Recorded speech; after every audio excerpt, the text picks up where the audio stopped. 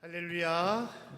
다시 한번 이 자리에 함께 하신 우리 모든 성도님들의 삶에 주님의 크신 위로와 또한 능력 역사가 임할 수 있기를 간절히 축원합니다. 이제 벌써 2월 달을 우리가 시작하고 있습니다. 우리가 1년을 생각하면 이제 한 달, 총 12달을 우리가 보내는데 이제 두 번째 계단인 이제 2월 달을 우리가 또 시작하는 가운데 있습니다. 우리가 이제 한 달을 보내면서 생각하기를 약간 1년이 12계단을 통해서 이루어지듯이 우리가 그 한 계단 한 계단씩 올라가지 않는가라는 생각을 합니다. 근데 우리가 계단을 올라갈 때 또 여러 삶을 살아갈 때 보통 어떤 마음을 가지고 올라갑니까? 대부분 이제 어린 아이들 같은 경우는 성큼성큼 이제 빨리 올라가려고 또 높이 올라가려고 마음을 잡을 때가 많이 있죠. 그래서 젊은 사람이나 어린 아이들은 뭐 진짜 빨리 올라가려고 그런 마음을 가질 때가 있습니다. 근데 인생의 계단은 빨리 올라간다고 높게 올라간다고 좋은 것은 아니죠. 가장 중요한 것은 무엇입니까? 계단 한 계단 한 계단을 올라가면서 그 계단에서 이루어지는 삶을 누릴 수 있는 것, 즐길 수 있는 것이 가장 인생의 정답의 모습일 것입니다. 아무리 빨리 올라간다고 높이 올라간다고 그 인생의 끝은 세상을 떠나는 것과 정말 다르지 않습니다. 그 때문에 주어진 환경 속에서 우리 형편 속에서 주님께서 나에게 주신 은혜, 그 사랑을 우리가 곱씹으면서 그 가운데 살아가는 것, 이것이 가장 아름다운 인생이고 복된 인생임을 우리가 깨달아야 되는 것입니다. 사랑하는 성도 여러분, 우리 2월 한 달도 오직 주님 안에 또한 삶의 여러 가지 어려움과 문제가 있을지라도 주님 안에 감사하며 기뻐하며 또 주님의 사랑을 나눌 수 있는 저와 여러분의 삶이 될 수 있기를 간절히 축원합니다. 우리가 인생을 살아가는 데 있어서 그렇기 때문에 매 순간마다 우리가 어떤 마음, 어떤 관심을 갖고 사느냐가 참 중요한 것입니다. 특히 우리 성도님들 2월 한 달을 살면서 또 시작하면서 또 올 한 해를 하면서 어떤 마음과 어떤 관심을 갖고 살아가고 있습니까? 대부분 마음, 삶의 형편들이 다 다르기 때문에 관심사도 다를 수가 있을 것입니다. 근데 요새 나이가 드신 분들은 대부분 자녀나 손주에 대해서 관심을 많이 가질 테고 또 요새는 뭐 난방비 또 전기료가 많이 오르다 보니까 이런 어떤 경제적인 문제에 대해서 많이 관심을 갖고 살아갑니다. 그러면서도 이제 연령대마다 이 관심사가 매번 다 다르죠. 이제 보통 10대 아이들, 청소년들을 보게 되면 그 관심사가 무엇이겠습니까? 스마트폰, 이제 게임이나 심지어 패션에 대해서 아이들이 많이 관심을 갖는다고 합니다. 교복을 입을 때도 치마가 어떻게 되냐, 또 디자인이 어떻게 되냐, 그런 것을 되게 많이 따지고 한다는 거예요. 어떤 그런 패션에 대해서, 또 요새 젊은 애들은 웹툰이나 웹소설에 대해서 많은 관심을 갖고 또 읽는다는 것입니다. 특히 이제 고3 아이들 같은 경우는 진학이나 학업에 관심사가 있을 수밖에 없는 것이죠. 또 20대에 들어서면 어떤 데에 관심을 갖겠습니까?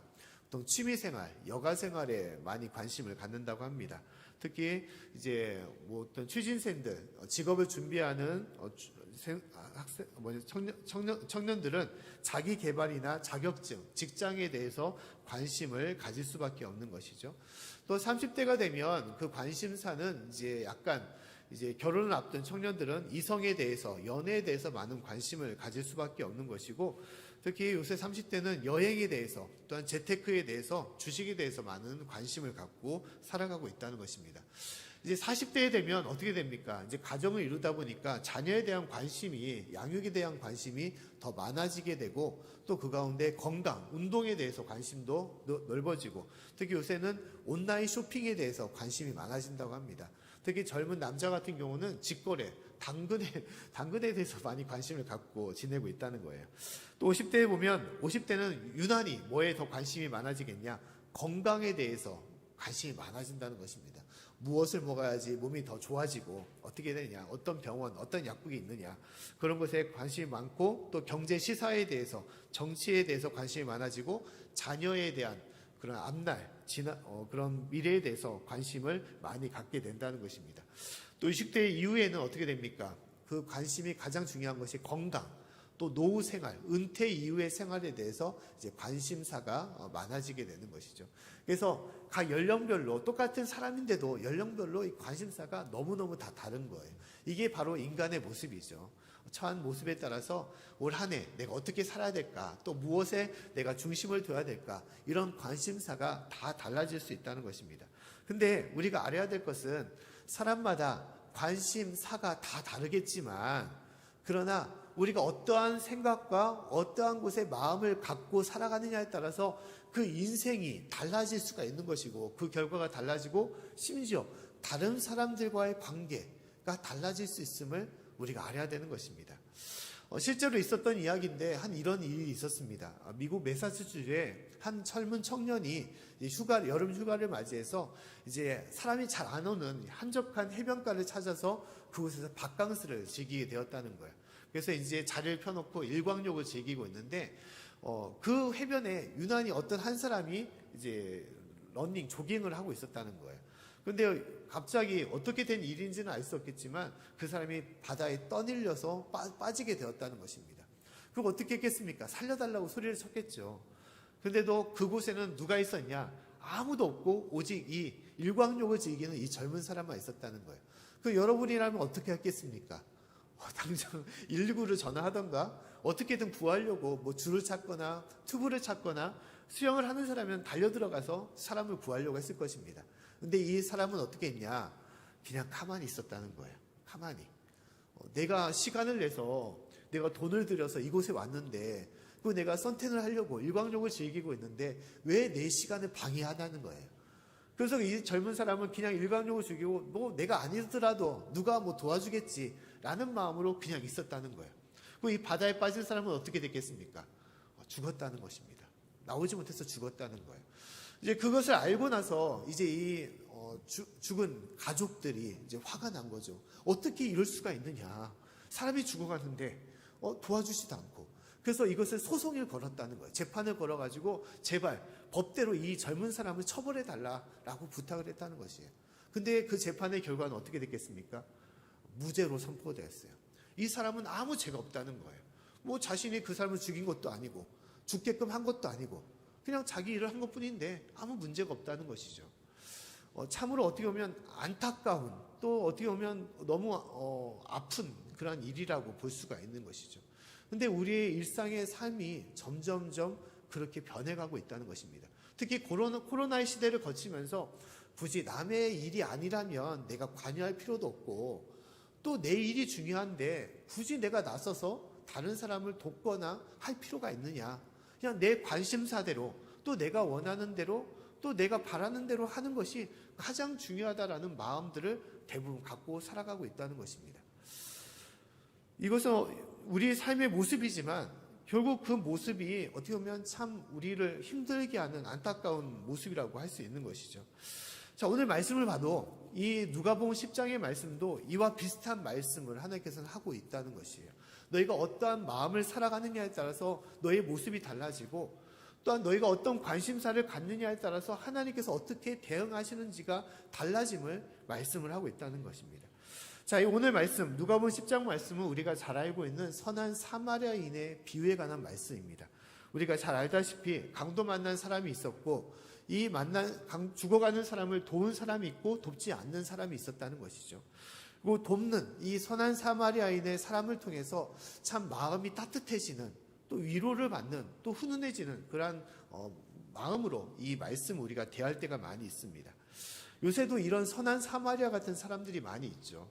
어려운 사람들을 돕기 위해서 지역 주민자치센터에다가 어려운 이들을 위해서 쌀이나 라면이나 여러 가지 돈을 기증하는 사람들이 있죠. 특히 요새는 난방비가 올랐다고 기부 천사 중에서는 이전보다 더 많이 오히려 기부하는 그런 분도 계시다라는 얘기를 들었습니다.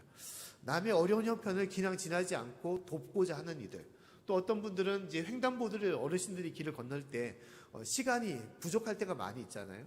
그때문에 중간밖에 안 되는데 빨간불로 변해가지고 이제 택배를 했던 이제 택배 기사가 바쁜데 어떻게 했냐, 그 어르신이 횡단보도를 건널 수 있도록 오토바이로 에스코트를 하는 그런 영상을 제가 본 적이 있습니다. 참 그런 것을 보면서 세상이 그래도 참 따뜻하구나, 참 아름답다라고 느끼는 그런 마음을 가질 때가 있죠. 근데 한 가지 우리가 생각해 봐야 될 것은 이것이 뭐냐, 뉴스거리가 된다는 거예요. 뉴스거리가, 기사거리가 된다는 것입니다. 이것은 달리 말하면 어떤 얘기를 합니까? 이런 일들이 흔치 않다는 것이죠. 흔치 않다는 거예요. 이전에는 그냥 이런 것들이 뭐 비일비재해서 당연한 것인데, 당연한 것이라고 생각했는데 요새는 그렇게 찾아보기 쉽지 않다는 것입니다.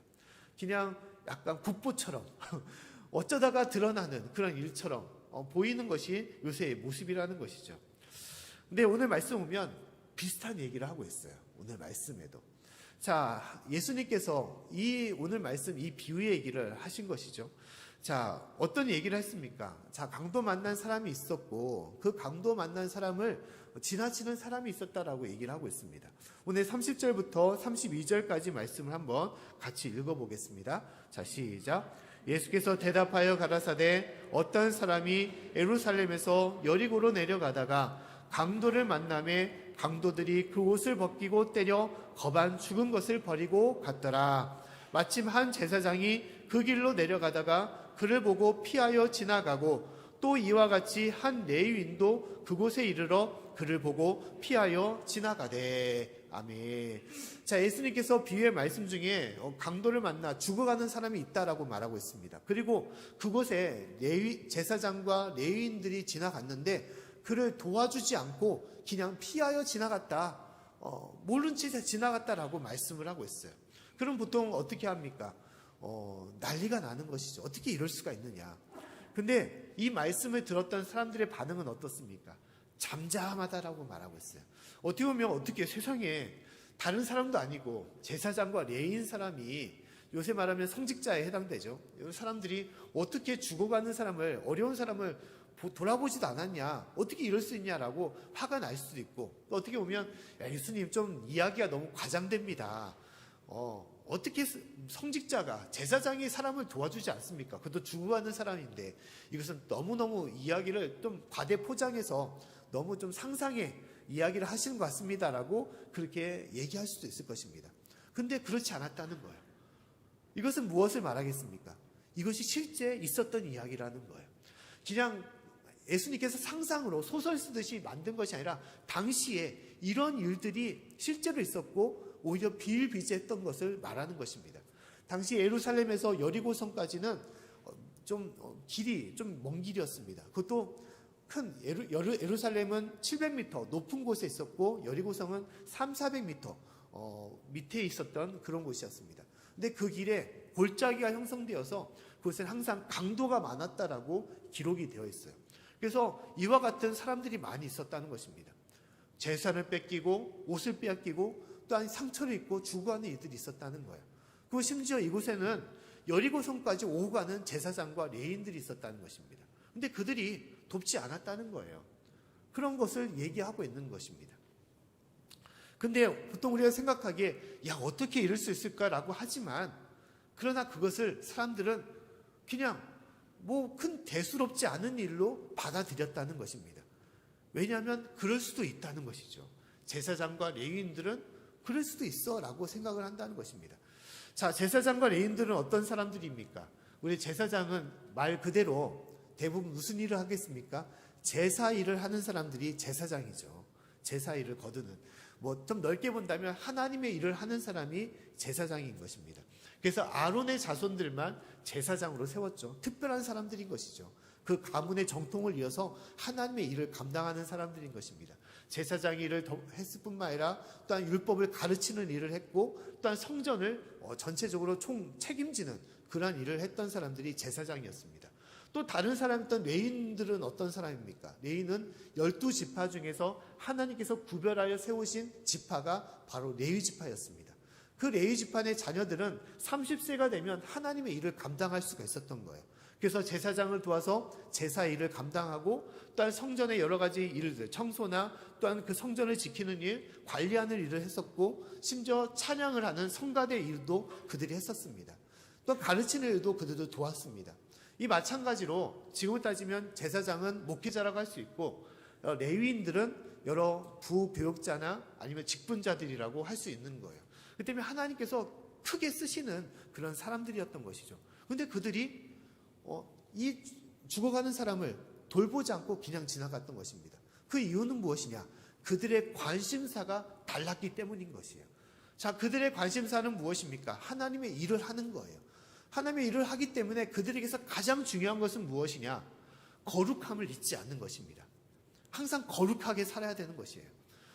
그 당시에 거룩함을 잃게 되는 것은 무엇이냐? 불결한 사람과 함께 할 때 거룩함을 잃게 되는 것입니다. 대부분 불결한 사람은 병든 자, 또한 죄인들, 심지어 그곳에는 피를 흘린 자도 마찬가지예요.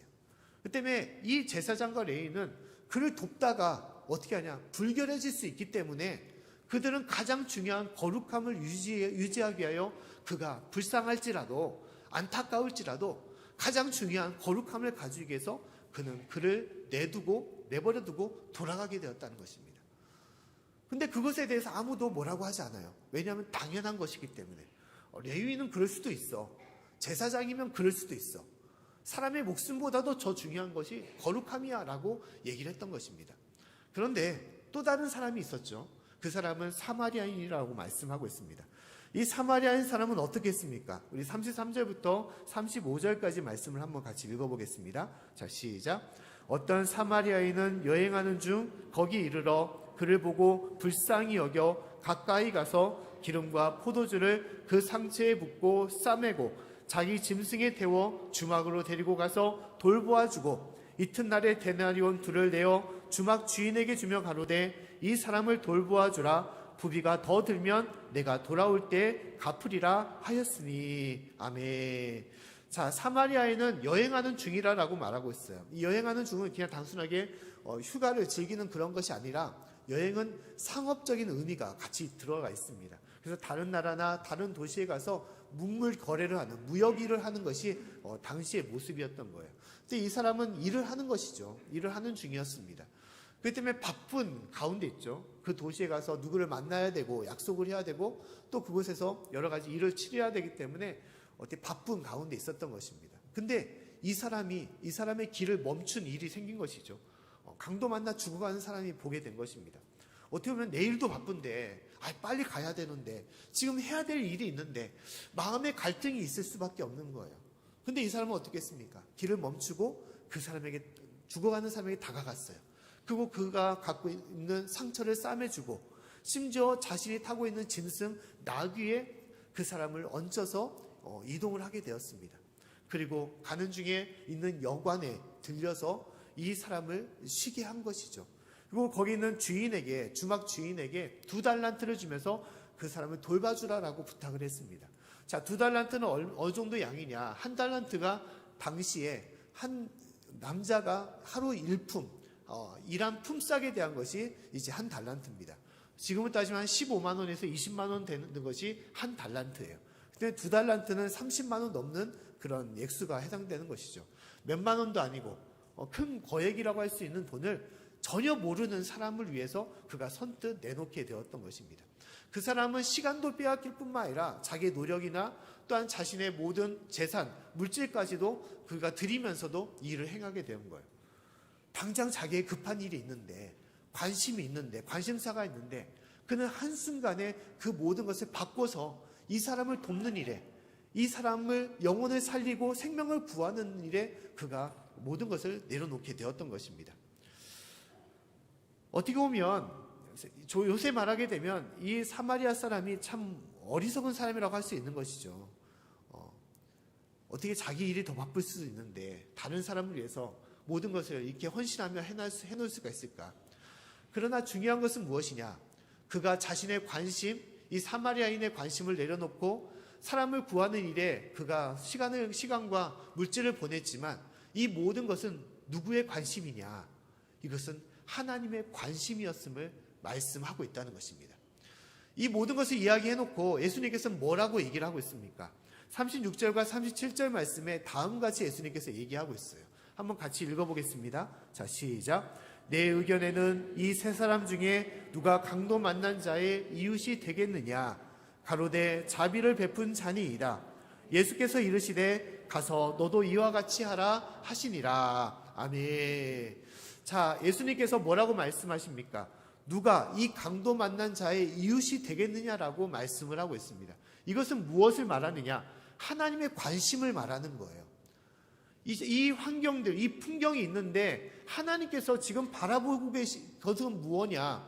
거룩함도 아니고 일하는 것, 돈을 버는 것도 아니다. 하나님의 마음과 관심은 이 죽어가는 사람에게 있다. 그리고 이 사람을 누가 도울 것인가를 하나님께서는 계속 지켜보고 있다라고 말씀을 하고 있는 것입니다. 자, 오늘 전체적인 선한 사마리아인의 비유는 무엇을 말하고자 하나님께서 이 얘기를 하십니까? 이웃에 대해서 얘기를 하려고 하는 거예요. 이웃에 대해서. 자, 하나님께서 우리에게 주신 귀한 말씀이 있습니다. 그 여러 말씀 중에 가장 큰 두 가지의 말씀이 있죠. 그 말씀을 누가복음 10장에서 얘기를 하고 있어요. 그 말씀을 27절에서 얘기를 하고 있습니다. 우리 27절의 말씀을 한번 같이 읽어보겠습니다. 자, 시작. 대답하여 가로되 내 마음을 다하며 목숨을 다하며 힘을 다하며 뜻을 다하여 주 하나님을 사랑하고 또한 내 이웃을 내 몸과 같이 사랑하라 하였나이다. 아멘.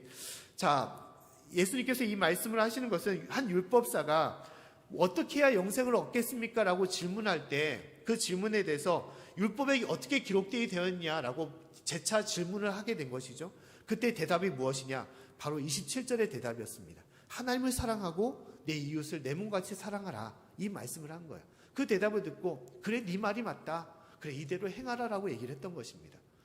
근데 내 이웃을 내 몸과 같이 사랑하라는 것이 하나님의 뜻이고 하나님의 관심이며 하나님의 사명인데 그 이웃이 누구냐는 거예요. 그 이웃이 누구냐? 여기 죽어가는 사람이 있는데 이 이웃이 누구냐? 라고 물어보고 있는 것입니다. 하나님의 관심은 진실로 이 땅의 이웃이 누구냐라는 것을 물어보고 있는 것입니다. 윤 목사 네가 이웃이냐?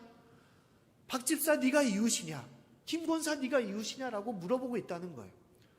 근데 우리는 살아가면서 레위인과 제사장처럼 우리는 그곳에 마음을 두지 않고 하나님, 제가 일이 너무 많습니다. 내 가정 일도 있고 내 회사 일도 있고 또 하나님께 나에게 주신 교회 일도 있지 않습니까? 이것이 중요한데 이웃이 중요하겠습니까? 우리는 그것을 잠시 미뤄두거나 내려놓을 때가 많이 있다는 거예요. 근데 하나님은 가장 먼저 관심을 맞추는 것이 바로 이웃에 대해서 말씀을 하고 있다는 것입니다. 진실로 주님의 말씀을 새기며 그 말씀대로 살아가는 성도라면, 하나님의 자녀라면 어떻게 해야 된다는 것입니까? 하나님을 사랑할 뿐만 아니라 내 이웃을 사랑하라는 것이 하나님의 명령이고 뜻임을, 사명임을 말씀하고 있는 것이죠. 자, 사랑의 반대말은 무엇이겠습니까? 사랑의 반대말. 사랑의 반대말을 보통 생각할 때 미워하는 것, 증오하는 것, 싸우는 것을 우리가 반대로 생각하지 않습니까? 근데 사랑의 가장 큰 반대말은 무관심이라고 얘기를 합니다. 무관심.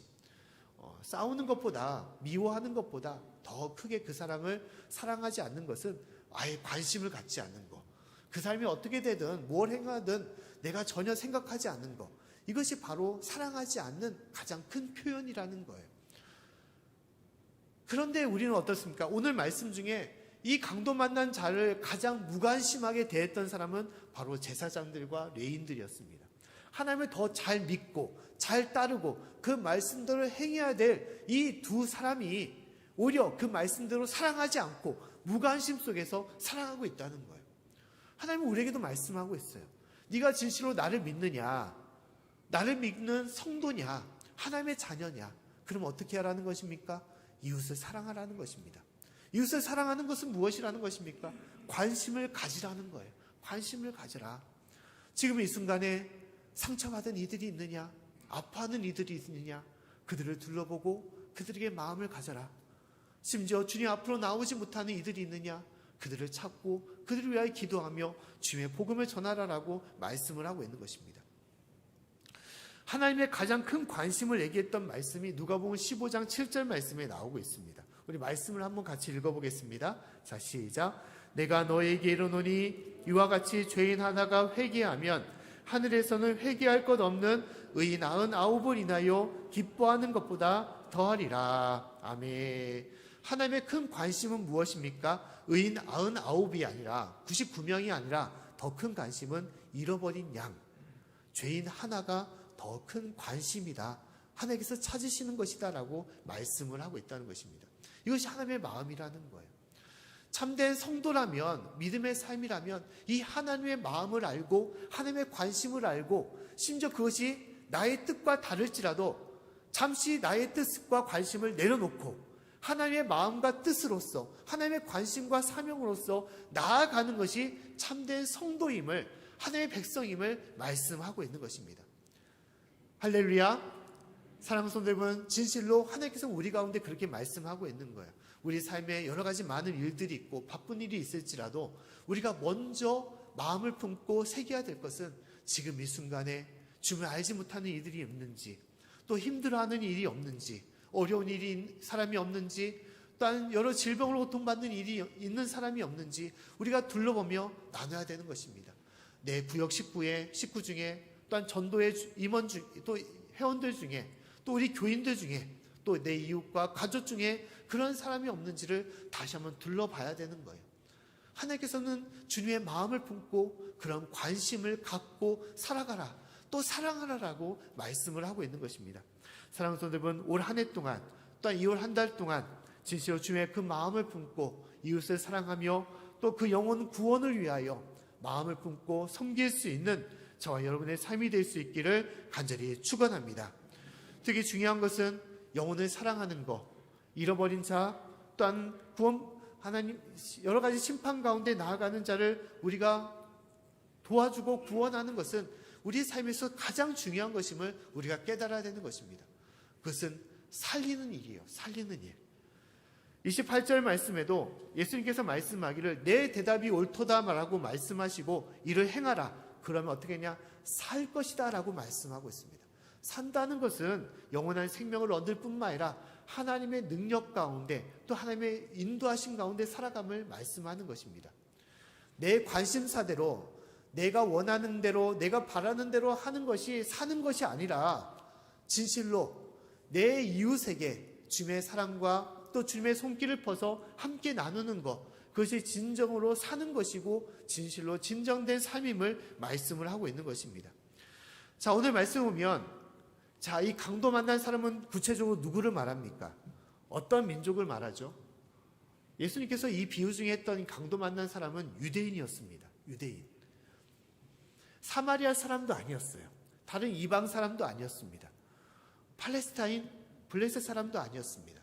유대 사람이 죽어가는데 유대 사람이 돕지를 않고 있는 것이에요. 반대로 사마리아 사람이 그를 돕고 있는 것입니다. 이것은 무엇을 말합니까?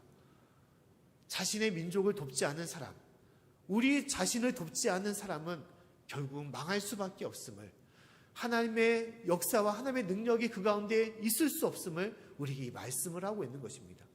우리도 그렇게 살아가고 있다는 거예요. 내가 주님을 믿고 주님을 섬기면서도 이웃을 섬기지 않고 이웃을 사랑하지 않고 이웃에게 주님의 사랑과 복음을 전하지 않으면 결국 어떠냐? 같이 망할 수밖에 없는 우리임을 알아야 된다는 것입니다. 내가 함께하는 가족을 내가 구원하지 못한다면 그 가족은 같이 망할 수밖에 없습니다. 우리 주변에 함께하는 성도가 있는데 그 성도에게 관심을 갖지 않고 나오지 않는데도 불구하고 그 가운데 마음을 함께하지 않는다면 이 교회는 영혼이 건강하거나 영혼이 또한 주님 앞에 돌보심을 받지 못한다는 거예요. 그 끝은 망할 수밖에 없는 것입니다. 사회도 마찬가지죠.